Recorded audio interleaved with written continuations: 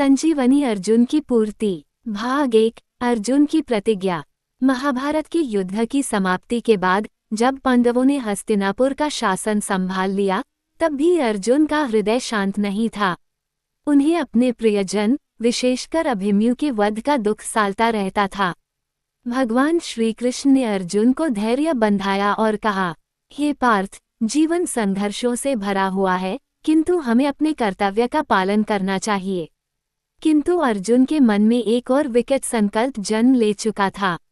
उन्होंने प्रतिज्ञा ली कि वे हिमालय के दुर्गम जंगलों में जाकर ऐसी संजीवनी प्राप्त करेंगे जिससे न केवल जीवन की रक्षा की जा सके, बल्कि भविष्य में किसी भी युद्ध में मृत्युदंड से बचा जा सके। भाग 2। हिमालय की यात्रा। अर्जुन ने संकल्प लिया और अपने धनुष बाण के साथ हिमालय की ओर प्रस्थान किया। मार्ग में अनेक कठिनाइयां आईं, घने वन, भयंकर पशु, विषैले सर्प और ठंडी हवाएं। किंतु अर्जुन अडिग रहे। रास्ते में एक तपस्वी ऋषि से भेंट हुई। उन्होंने अर्जुन से पूछा, हे वीर, तुम यहाँ किस उद्देश्य से आए हो? अर्जुन ने उत्तर दिया, मैं संजीवनी बूटी की खोज में हूँ जिससे मानव मात्र की रक्षा कर सकूं। ऋषि मुस्कुराए और बोले, संजीवनी केवल उन्हीं को प्राप्त होती है जो आत्मसंयम और त्याग के पथ पर चलते हैं। तुम्हें दिव्य दृष्टि और अपार धैर्य की आवश्यकता होगी। ऋषि ने उन्हें एक संकेत दिया कि संजीवनी बूटी कैलाश पर्वत की ऊंचाइयों में कहीं स्थित है। भाग 3। कैलाश पर्वत की परीक्षा। अर्जुन ने तपस्या आरंभ की। कई दिनों तक उन्होंने ध्यान और योग किया। अंततः भगवान शिव प्रकट हुए और बोले, हे पार्थ, संजीवनी प्राप्त करना सरल नहीं है। इसके लिए तुम्हें एक कठिन परीक्षा से गुजरना होगा। अर्जुन ने सिर झुकाया और कहा, हे प्रभु, मैं हर परीक्षा के लिए तैयार हूँ। भगवान शिव ने उन्हें एक वन में भेजा जहाँ एक महाकाय दानव निवास करता था। वह दानव किसी को भी जीवित नहीं छोड़ता था। अर्जुन ने उससे युद्ध किया।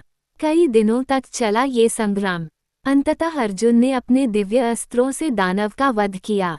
भगवान शिव पुनः प्रकट हुए और बोले, हे अर्जुन, तुमने वीरता, धैर्य और साहस का परिचय दिया। अब तुम्हें अंतिम परीक्षा देनी होगी। भाग 4। विष्णु का आशीर्वाद। भगवान शिव ने अर्जुन को बताया कि संजीवनी प्राप्त करने के लिए उन्हें भगवान विष्णु की आराधना करनी होगी। अर्जुन ने तपस्या आरंभ की और घोर तप किया। भगवान विष्णु ने प्रकट होकर कहा, हे धनंजय, संजीवनी केवल उन्हीं को प्राप्त होती है जिनका हृदय करुणा से भरा होता है। विष्णु जी ने अर्जुन की भक्ति को देखकर संजीवनी का रहस्य बताया। उन्होंने कहा कि यह बूटी हिमालय की गुप्त गुफाओं में स्थित है और केवल वही इसे प्राप्त कर सकता है जो किसी के लिए नहीं, बल्कि संपूर्ण मानवता के लिए इसे चाहता हो। भाग 5। संजीवनी की प्राप्ति। अर्जुन हिमालय की गुफाओं में पहुंचे। वहां एक दिव्य आभा से युक्त पौधा खड़ा था। जैसे ही उन्होंने उसे तोड़ना चाहा, एक तेजस्वी रक्षक प्रकट हुआ।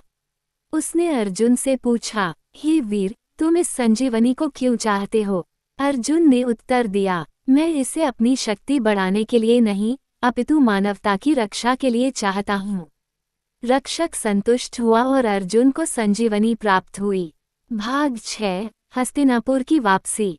अर्जुन जब हस्तिनापुर लौटे तो उनका स्वागत हुआ। उन्होंने युधिष्ठिर को संजीवनी भेंट की। भगवान श्री कृष्ण मुस्कुराए और बोले, हे पार्थ, ये संजीवनी केवल एक औषधि नहीं, बल्कि तुम्हारी करुणा और सेवा का प्रतीक है।